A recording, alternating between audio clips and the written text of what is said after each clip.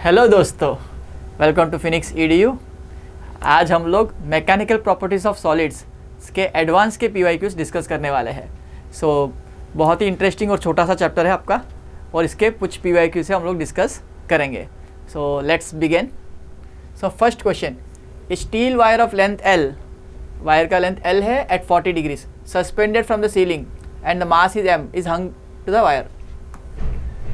तो यहाँ पर आपको एक स्टील वायर दिया हुआ है जिसका मास m है, स्टील वायर है जिसके नीचे मास लगाया हुआ है m।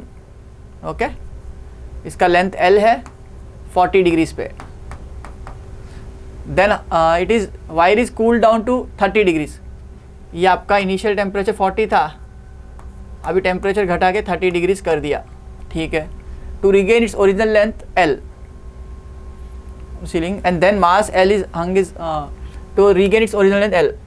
The coefficient of linear expansion is 10 power minus 5. आपको अल्फा दे दिया 10 power minus 5। यंग्स मॉडुलस भी दे दिया 10 power 11। 10 power 11 आपको यंग्स मॉडुलस दे दिया, ओके। और क्या दिया? Radius of wire is 1 mm। Radius कितना दिया आपको? 1 mm दिया हुआ है। रेडियस कितना दिया है? 1 mm दिया हुआ है। Assume that length is much greater than diameter of the wire. Value of mass in kilogram, mass in kilogram पूछा गया। तो देखो, स्टील वायर का length L at 40 degrees, okay, is suspended, then wire is cool down from 40 degrees to 30 degrees. देखो ऐसा रखा हुआ है तो इसका लेंथ L था, अब नीचे मास लगाएंगे तो एक्सटेंशन आया होगा, ये एक्सटेंशन आया तो ऑब्वियसली वायर का लेंथ बढ़ गया। अब वापस ठंडा कर दिया तो वायर का लेंथ ओरिजिनल आ गया, ऐसा बोला क्वेश्चन में। ठंडा करने से वापस ओरिजिनल लेंथ आ गया, तो वायर पहले एक्सटेंड हुआ वेट लगाने की वजह से, ठंडा करने से वापस कूल डाउन हो गया तो ओरिजिनल लेंथ पे आ गया। तो एक्सटेंशन जो भी हुआ है वो अल्फा डेल्टा टी के बराबर ही हुआ होगा, है ना। जितना कॉन्ट्रैक्शन हुआ है टेम्परेचर डाउन होने की वजह से, उतना ही एक्सटेंशन हुआ होगा। तो इस प्रॉपर्टी को यूज़ करेंगे, डेल्टा एल बाय एल को हम अल्फा डेल्टा टी लेंगे। और आपको यंग्स मॉडुलस दे दिया, तो डेल्टा एल बाय एल की जगह आप लिखोगे अल्फा डेल्टा टी, और स्ट्रेस का formula F upon A equal to Y alpha delta T हो जाएगा, because delta L by L आता है, स्ट्रेन आता है। तो यहाँ पर फोर्स क्या हो जाएगी? इसका वेट, इसका वेट क्या यहाँ कनेक्ट करेंगे डाउनवर्ड्स, mg। तो mg by area equal to Y alpha delta T, okay. Y दिया 10 power 11, alpha 10 power minus 5, substitute करते हैं। एरिया दिया हुआ है, एरिया के लिए रेडियस दिया हुआ 1 mm स्क्वायर, तो पाई इंटू 1 स्क्वायर लिख सकते हो, इसको पाई इंटू 1 स्क्वायर लिख सकते हो, और 10 पावर माइनस 6 आ जाएगा, ओके।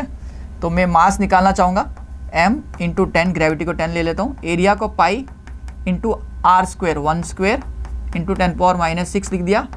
y की वैल्यू 10 पावर 11, अल्फा की वैल्यू 10 पावर माइनस 5, और डेल्टा टी की वैल्यू कितना है? 10 डिग्रीज। डेल्टा टी की वैल्यू 10 डिग्रीज। देखो 10 पावर 11, 10 पावर 1, 10 पावर 12 हो गया, ओके। माइनस 6 प्लस 5, तो minus 6 plus 5 minus 5 minus 11 plus 11 cut गया तो 10 बचा हुआ है, ओके। 10 पाई और 10 कैंसिल हो रहा है, जी का 10 कैंसिल कर रहा है, तो m की वैल्यू अप्रॉक्सीमेटली पाई आ रही है, अप्रॉक्सीमेटली पाई आ रही है। पाई मतलब 3.14 आ रही है, बट ऑप्शन में डेसिमल में इंटीजर टाइप में दिया है, तो नियरेस्ट आंसर 3 होगा, नियरेस्ट आंसर इसका 3 हो जाएगा। तो m की वैल्यू कितनी आ रही है आपको? पाई आ रही है, m की वैल्यू पाई आ रही है। So nearest answer is 3.14। So very easy question, बस क्वेश्चन को पढ़ना है कि पहले एक्सटेंड हुआ वेट के कारण, टेम्परेचर घटने की वजह से वापस कॉन्ट्रैक्ट हुआ तो ओरिजिनल लेंथ पे आ गया। क्वेश्चन पढ़ने में बहुत बड़ा है, सॉल्यूशन बहुत छोटा है ना। चलो अगले क्वेश्चन पे चलते हैं। One end of the horizontal thick copper wire of length 2L and radius 2R is welded to end another horizontal thin copper wire of length L and radius R, okay. दो wires को जोड़ दिया है, okay, दोनों ही copper wire के, दोनों ही thin copper wires है। When the stretched by applying forces at two ends, the ratio of elongation in the thin wire to that of thick wire is, तो एरिया अलग अलग है, थिन वायर एक thick wire है। One end of the horizontal thick copper wire of length 2L and radius 2R, length कितना है? 2L है इसका, और रेडियस इसका 2R है, ओके। दूसरा and horizontal thin wire of length L and radius R, दूसरे का लेंथ जो है मैं दूसरे कलर से बना रहा हूँ सो दैट आपको डिफरेंशिएट दिखे। बाकी मटेरियल कॉपर ही है। वो लेंथ L का है, लेंथ L, रेडियस R है, रेडियस R है इसका, ठीक है। When the arrangement is stretched by applying force at two ends, force apply किया आपने बोथ एंड्स पे, ओके, बोथ एंड पे आपने फोर्स अप्लाई किया, तो ऑब्वियसली एक्सटेंशन आएगा। The ratio of elongation in the thin wire to that of thick wire, okay.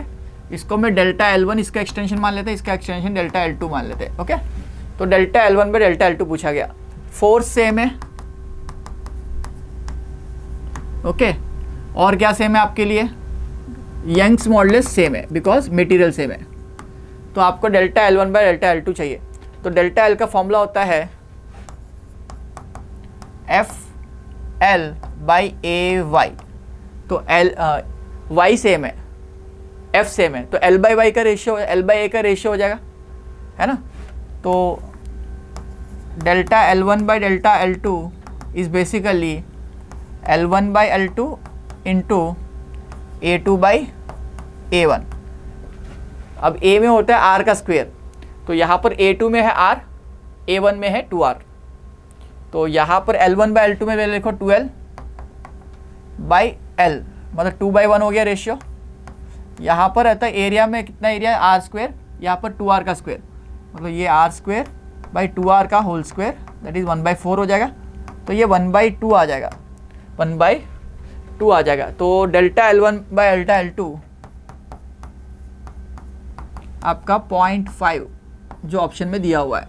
Very easy question, question ढंग से पढ़ो, बहुत ही इजी क्वेश्चन है, एडवांस में आया हुआ क्वेश्चन है 2013 में।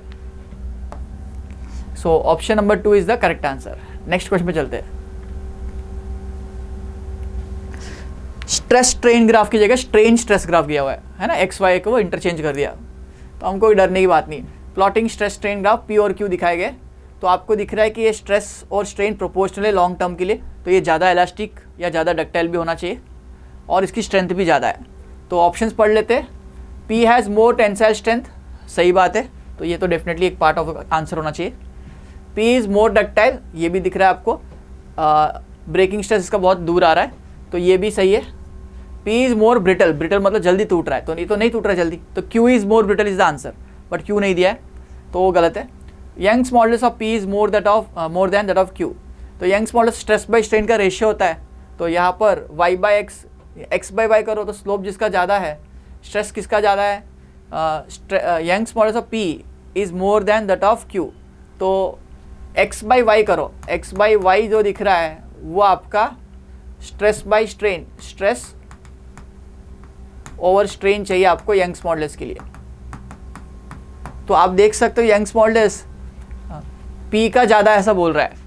देखो आप देखो यहाँ पर ग्राफ में P ऊपर दिख रहा है और बच्चे हमारे स्ट्रेस स्ट्रेन ग्राफ में P ऊपर जो ग्राफ ऊपर दिखता है उसका यंग्स मॉडुलस ज़्यादा होता है, बट वो स्ट्रेस स्ट्रेन ग्राफ होता था, ये स्ट्रेन स्ट्रेस ग्राफ है। तो इसमें जिसका स्लोप छोटा है, मतलब इसका स्लोप क्या दे रहा है, इस ग्राफ का स्लोप दे रहा है 1 by Young's modulus, because strain by stress दे रहा है, 1 बाई यंग्स मॉडुलस दे रहा है। तो यहाँ पर Q का Young's modulus of Q is greater than Young's modulus of P है, तो ये ऑप्शन भी गलत है। तो ऑप्शन 1 एंड 2 करेक्ट आंसर से इसके ध्यान से रखना। बहुत बच्चे ग्राफ में ये ऊपर दिख रहा है तो तुरंत से मार्क कर देंगे P का यंग्स मॉडुलस ज़्यादा है, तो ऐसा नहीं है, ओके। अगला क्वेश्चन चलते हैं, क्वेश्चन नंबर 4। ये block of weight 100 newton is suspended by copper and steel wires, अलग अलग वायर है, इस तरफ स्टील लिया हुआ है, इस तरफ कॉपर लिया हुआ है, okay. Of same cross sectional area same है, लेंथ √3 और 1 मीटर, तो इसका √3 मीटर से इसका 1 मीटर है, ठीक है। Their ends are fixed to the ceilings as shown figure, the angles are 30 and 60 degrees, okay. तो देख सकते हो आप ऐसे डायग्राम है, ओके। तो यहाँ 30 बन रहा है तो यहाँ 60 बन रहा होगा, और यहाँ 30 बन रहा है तो यहाँ, सॉरी यहाँ 60 बन रहा था ना,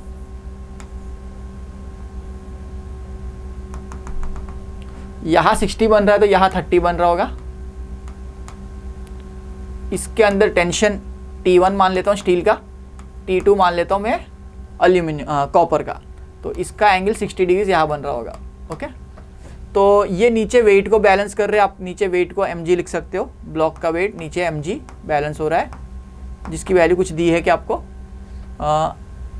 100 न्यूटन का वेट है, आपको mg की वैल्यू 100 न्यूटन दी हुई है। ठीक है, तो आपको इनके वर्टिकल कंपोनेंट्स इसको बैलेंस करते हुए दिखेंगे और इनके हॉरिजॉन्टल कंपोनेंट्स एक दूसरे को कैंसिल आउट करते हुए दिखने चाहिए।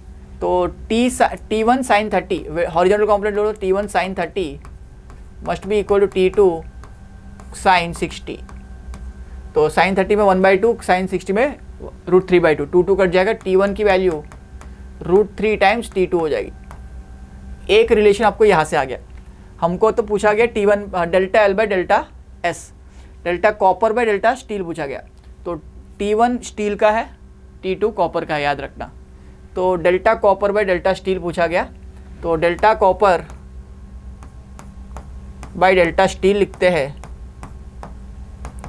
तो टेंशन आपका स्ट्रेस में फोर्स रहेगा, F/A में टेंशन ही फोर्स हो जाएगी।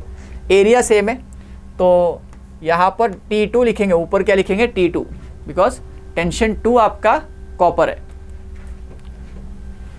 अपॉन एरिया, वो लिखो नहीं लिखो फर्क नहीं पड़ेगा, into length.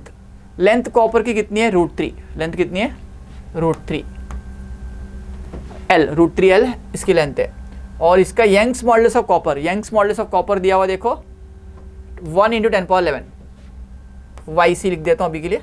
Okay, divide by T1 upon area, area दोनों का, वायर का जो रेडियस है वो सेम है, तो एरिया दोनों का सेम है, इनटू इसका लेंथ कितना है 1 मीटर, तो 1 × L या 1 मीटर ही लिख दो, इसको मीटर में दिया है। तो Young's modulus of steel, Young's modulus of steel, तो ये डायरेक्टली आपको रेशियो दे देगा। तो मैं देख सकता हूँ T1 को मैं लिख सकता हूँ √3 T2, तो √3 T2 कट जाएगा,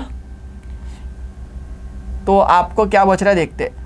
यंग्स मॉडुलस ऑफ स्टील ऊपर, कॉपर नीचे, तो स्टील का कितना है 2 × 10⁻11 और कॉपर का नीचे आ गया, तो 1 × 10⁻11 नीचे आ गया। √3 T2 का मैं इसको मैं लिख दूं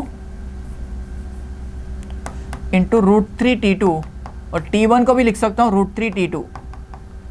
एरिया कट गया, लेंथ तो लेंथ कट गया, 1 मीटर है, ये √3 मीटर है, तो ये √3 T2 कट गया, तो आपको दिख रहा है 2 का रेशियो आ रहा है, 2 का रेशियो आ रहा है। तो प्रिटी इजी क्वेश्चन, सिर्फ फ्री बॉडी डायग्राम बनाना है, टेंशन की वैल्यू भी नहीं पूछी है, रेशियो पूछा है इनडायरेक्टली।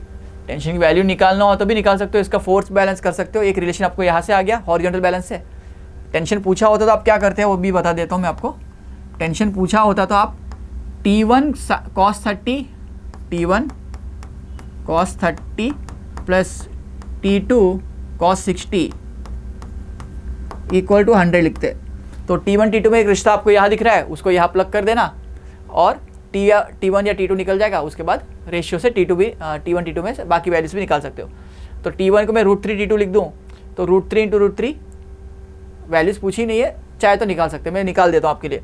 T1 को ऐसे रख दो √3/2, T1 की वैल्यू √3 T2, तो √3 T2 इंटू √3/2 प्लस ये T2/2 हो जाएगा cos थीटा इक्वल टू 100।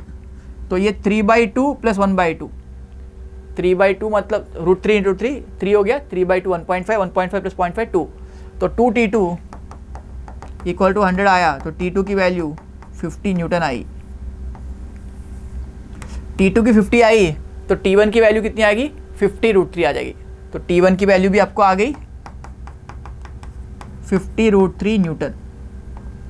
ये पार्ट ऑफ क्वेश्चन नहीं है, मैं एक्स्ट्रा करा रहा हूँ आपके लिए, है ना, so that you can understand force balance. NL में भी आपको यूज़ में आता है, तो फोर्स बैलेंस आपको आना चाहिए। और बाकी तो फोर्स बैलेंस बाद में सिर्फ छोटा सा formula F/A equal to Y into delta L/L उसको यूज़ किया हमने। चलो नेक्स्ट क्वेश्चन पे चलते हैं। Cubical solid aluminium bulk modulus दिया हुआ है 70 GPa, बी की वैल्यू मैं देख रहा हूँ 70 GPa दी हुई है, 70 × 10⁹ पास्कल दिया हुआ है आपको। Okay, has a edge length of 1 metre on the surface of earth. Length कितना दिया हुआ आपको 1 मीटर दिया हुआ है, ठीक है। It is kept on the floor of 5 kilometre deep ocean. Earth पे रखा हो तो ऑब्वियसली लेंथ ज़्यादा होगा।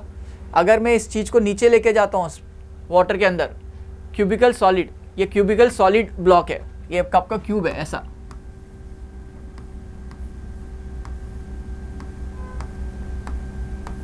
जब इसको डीप सी में लेके जाओगे तो सारी तरफ से प्रेशर आएगा, प्रेशर आने की वजह से इसका कंप्रेशन होगा, कंप्रेशन होगा तो आपका वॉल्यूम कम हो जाएगा, वॉल्यूम कम हो जाएगा। तो वॉल्यूम आपको लिए कितना हो गया, 1 मीटर क्यूब हो गया, है ना। तो अब इस पर प्रेशर आएगा डेप्थ में जाने से, तो अभी सरफेस पे रखा हुआ था, अब इसको 5 किलोमीटर नीचे लेके गए, 5 किलोमीटर्स नीचे लेके गए, ये ब्लॉक यहाँ आ गया, ऐसे नीचे ले गए 5 किलोमीटर। तो अभी इसके ऊपर प्रेशर एग्जर्ट हो रहा है हर डायरेक्शन में, तो इसका कंप्रेशन होगा, कंप्रेशन होगा। तो ये कंप्रेशन की वजह से इसका वॉल्यूम चेंज हो जाएगा। Take the average density of water to be 1000 and gravity to be 10। इन्होंने बोल दिया कि वाटर की डेंसिटी एक्चुअली सी वाटर की थोड़ी ज़्यादा होती है, बट इन्होंने बोला 10,000 ही ले लो, और ग्रेविटी को ले लो 10 मीटर पर सेकेंड स्क्वायर। ओके, ग्रेविटी को ले लो 10 मीटर पर सेकेंड स्क्वायर और डेंसिटी को 1000 ही ले लो, ऐसा बोला है। Actually sea water is more denser because salt added होता है, तो डेंसिटी बढ़ जाती है। तो यहाँ पर less denser, exactly pure water जैसा मान लिया कैलकुलेशन पर्पस। ओके, तो ग्रेविटी पता है, डेंसिटी पता है, डेप्थ के साथ प्रेशर बढ़ता है, हमको पता है कितना प्रेशर बढ़ता है, वो होता है रो जी एच, हमने फ्लूइड स्टैटिक्स में पढ़ा है। डेप्थ के साथ प्रेशर बढ़ता है, वो प्रेशर का इंक्रीज जो होता है वो रो जी एच होता है। तो इंक्रीज इन प्रेशर आप देख सकते हो रो जी एच से निकाल सकते हो। हाइट की वैल्यू 5000 मीटर है, ये हाइट की वैल्यू कितनी है, 5000 मीटर है। ओके, तो रो की वैल्यू 10 पावर 3, ग्रेविटी की वैल्यू 10, हाइट की value 5 into 10 power 3, 10 power 3, 10 power 3, 10 power 7 हो गया। तो 5 इंटू 10 पावर 7 इसको लिख सकता हूँ, 5 इंटू 10 पावर 7 लिख सकता हूँ। अब पूछा क्या है, change in edge length of the block. तो चेंज इन लेंथ, पहले तो चेंज इन वॉल्यूम निकालते। बल्क मॉडल्स का फॉर्मूला क्या होता है आपका definition, minus delta P by P delta V by V. ये माइनस बता रहा है कि वॉल्यूम घटा है, ये तो हमको लॉजिकल बात है, तो माइनस लिखो नहीं लिखो, वैल्यू कैलकुलेशन में यूज़ नहीं करेंगे।